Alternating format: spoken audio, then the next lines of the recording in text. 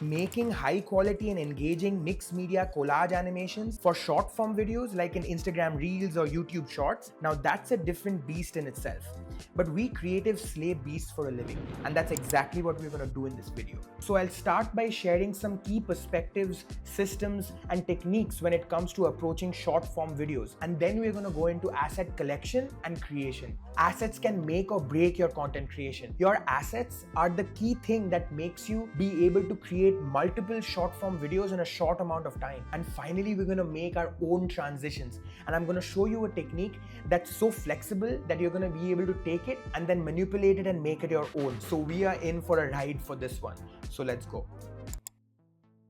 So when it comes to short form and animating for short form, I want to talk about one extremely important topic that I don't see so much content about. So I want to address it in this video. I've been creating collage style animated shorts for a very long time now, and you can see that on my Instagram channel. And one of the things that I do in this channel and the things that I teach are the things that I myself experience in my own daily life. So from my experience so far, rhythm and pace has been one of the most important concepts when it comes to animating for short form videos. So every format has its own rhythm and pace. When it comes to feature films, that has its own rhythm and pace. When it comes to short films, that's edited and shot and prepared differently. The same way, videos on YouTube and videos on short form are very different when it comes to editing and animating for that specific platform. So to grasp this abstract idea of rhythm and pace, I've broken it down into 3 subtopics, which are extremely important to consider when establishing a good rhythm and pace in your videos. So the first topic is called dynamic movement, which is to do with the way you choose to move your objects and your footage on screen. So let me show you a practical example of how I approach this in one of my shorts. So let me give you a small snippet of that short first. Curiosity made everything. The objects and environments that surround you have all come into existence because someone, somewhere, at some time was captured by curiosity. Alright, so there was a lot going on. Let's break it down. So here I've collected a few screenshots from that short to show you how I approach rhythm and pace when it came to my edit. So here you can see I start with a quick zoom out to establish the shot, and immediately after that, in the first 3-second window, I've got a very compelling visual, which is this eye, and this eye represents the topic of curiosity. However, the way the camera moves and the way the eyeball moves already is a small way I've created a dynamic movement to keep the audience engaged. It's also multi-level, right? It also helps me connect it back to the energy of curiosity. So it's connected both in terms of the rhythm and pace of the content, but also connected to the story behind the topic that I'm doing the video on. And now we are slowly zooming out. I've layered shapes on top of each other in different distances and sizes. So now we've got depth and a bunch of other layers that are creating that dynamism. And I've moved them all in a staggered manner while I'm having a key visual that's also being animated in the center. So when all of that comes together, it creates a dynamic visual. So layering is one important technique that you can use to make your visuals dynamic. So here again in the next shot, you see that I've got this character that's slowly looking up, and we are looking at him through this window that's also eye-shaped. Again, camera movement, and also I have not only had always centered and horizontal direction of the shot. The shot direction here is diagonal. So here's another technique to add dynamism to your visuals. Shot direction. Don't only stick to vertical and horizontal shots. Also think about diagonal shots and different variations of those shots, and you can also make that direction slightly move using your camera. So here we've got these camera techniques that's creating this dynamic movement. So now there aren't so many shot direction types. There's basically horizontal, vertical, and diagonal when it comes to a 2D plane or a 2D shot, but the way we sequence those shot directions one after the other, that's what creates the dynamism. So when I show you a vertical shot once, then if the very next shot, if not extremely required for the story or topic, is also vertical, then we've got 2 identical shots next to each other. But if we create some variations and have a vertical shot and then a horizontal shot, then a diagonal shot and then a vertical shot, then you're gonna get a more dynamic final result. And then we've got this blur effect that I used to blur out my face, and then I had shapes animating on that image. So I kind of combined real footage with 2D shape animations. So here we have another technique of using effects and also combining formats to create more dynamism and interest in your visuals. And now we've got this shot. The animation is like a ripple animation that comes towards us. So there's also this layering in the animation itself. So layering in the movement, using multiple layers of the same to create this ripple effect. Finally, we've got the shot where we talk about Albert Einstein. So again, we are blurring the image at the back and now introducing some interesting text and also some real imagery. And then finally, in the last screen, we've again got some interesting text animation where you're gonna see some of the words in that text is also having a gradient effect and a gradient animation within it. So just to show you that putting focus on how you show your text and animating your text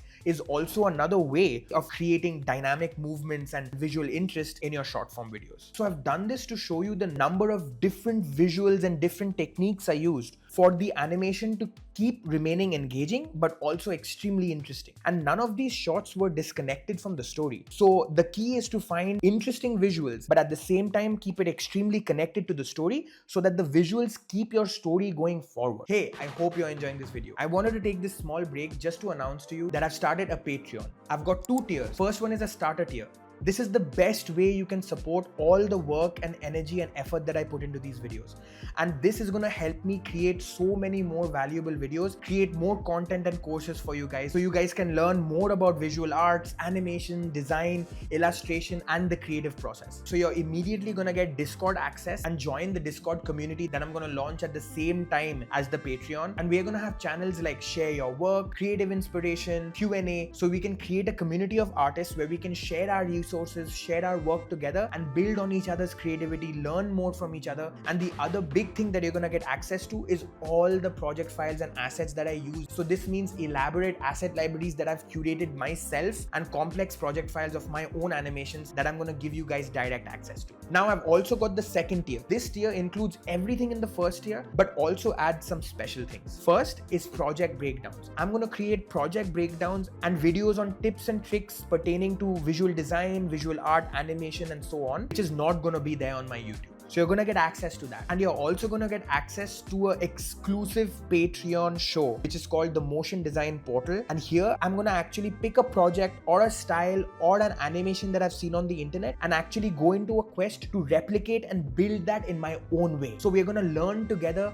on how to break down a style, how to break down an animation and build it back up again. And in the process, we're gonna learn so much about new styles and new techniques. Finally, you're gonna get access to all the project files and assets from each of the episodes of those shows. So this is a completely exclusive thing on Patreon, only for the higher tier guys. So if you want to learn together with me and others like you and actually join my own creative process, learn new things, learn new techniques and get better at your craft, then definitely consider the higher tier.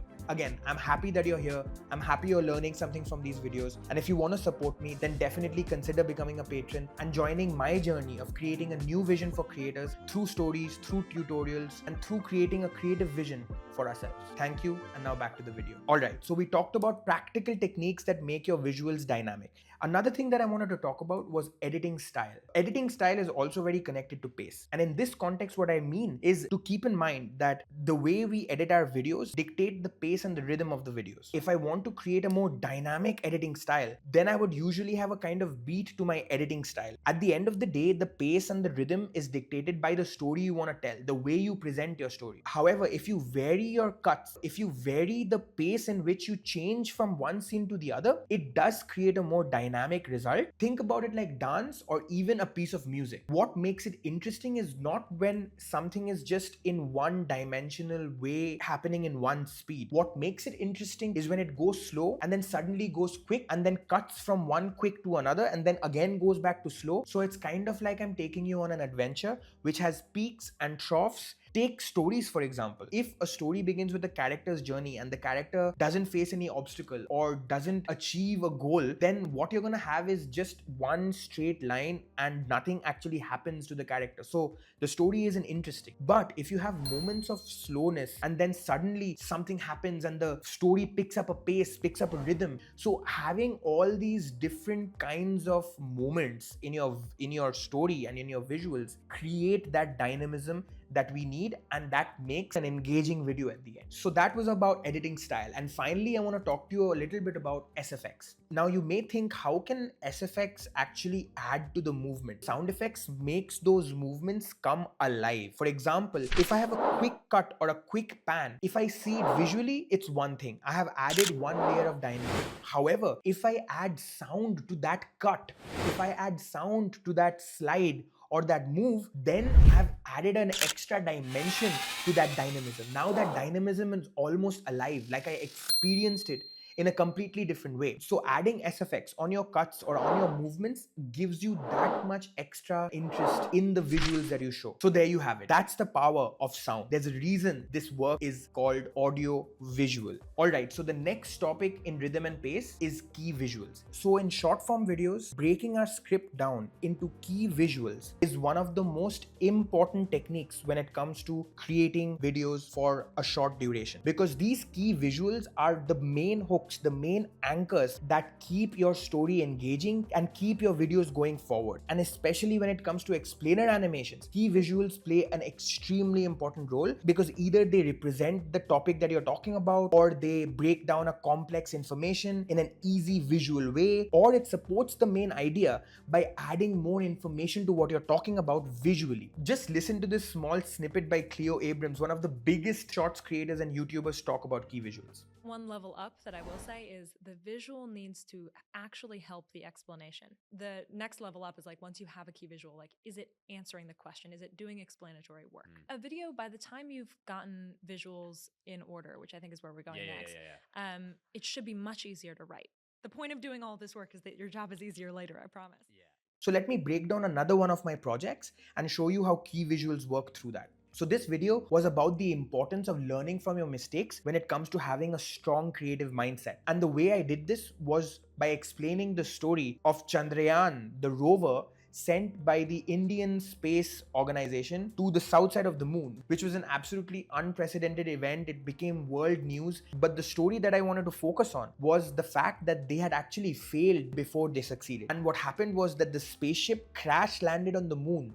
However, they immediately started assessing the mistakes they made, and they learned from their mistakes, went back to the drawing books, worked hard, and next time around with Chandrayaan 3, the rover actually landed on the south side of the moon. So it was a very big story at the time when I created these shots. So what I did was I broke that script down into the main key points, and I attributed one key visual to each point so that the audience who watches this video is engaged with the support of those key visuals. So let me show you what I did here. Here we have the moment where I'm talking about India sending the spaceship to space, right? And here we've got this little animated sequence of the spaceship leaving for the atmosphere. And we've also got these small circles which represent the colors of the Indian flag. So I wanted that visual to kind of encapsulate the beginning of that story. So I designed the entire visual that way. Next, I talked about how they were trying to land the rover on the moon. And here what I've done was that I had the key visual of the rover actually landing right in the beginning to show that they did succeed. And then I quickly pivoted and then talked about the fact that they had failed before. So that was a way of kind of creating a twist in the story. So here's the scene where I introduced the problem. And then I have this key visual to show how Chandrayaan 2 had actually crash landed. But then I kind of added sound effects and make it rock and shake with sparks flying out to show that it crashed. Just a visual that represents the idea. And then after that, I took that up a notch by showing even more effects of that crash. So I had this image taken out from the newspaper where the Prime Minister of India, Prime Minister Modi, was consoling the chief of ISRO at that point, who was in tears. And this image was like captured in the newspaper, which I felt was such an important key moment of the entire narrative of the story. So here we've got this extra notch of the problem and of the emotional connection of loss, of really losing something. And this is something that we go through as creators, right? We are confused, our projects fail, we hit a creative block. So I wanted to connect those two together. And then right after that, I have the scene where is the turning point, where I say, hey, but they didn't give up. They actually fought for that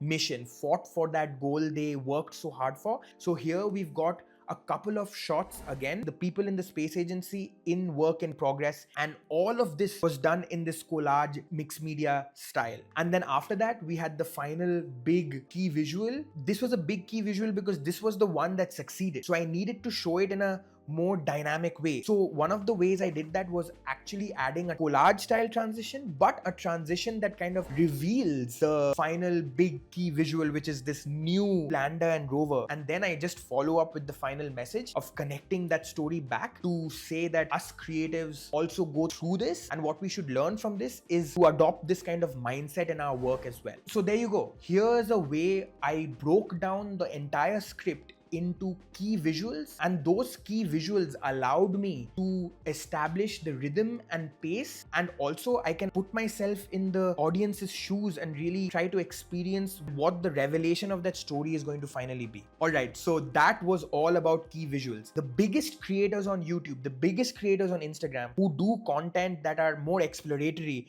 that are about information, that are about stories, they break their script down into key visuals. So key visuals are very important, and it's just one of the small pieces of actually creating great explainer motion graphics, great stories through motion graphics. If you want to dig more deeply into this topic, you should definitely watch the collage animation pro tips video, where I talk about using references. I also break down 3 most popular transitions and talk about asset creation, and actually show you the process of how I create my own assets when it comes to real life imagery and real life video. So I hope you enjoyed this video. I hope you found a lot of value. I hope that inspired you to create more. And if it did, then definitely consider subscribing to the channel. Also comment down below if you have any questions, if something you didn't understand or you want more information on a specific part of the video. I answer every comment. And finally, give the video a like, because this tells YouTube that this video is actually valuable and it will help make my teaching reach more people. Alright, that's it for this video.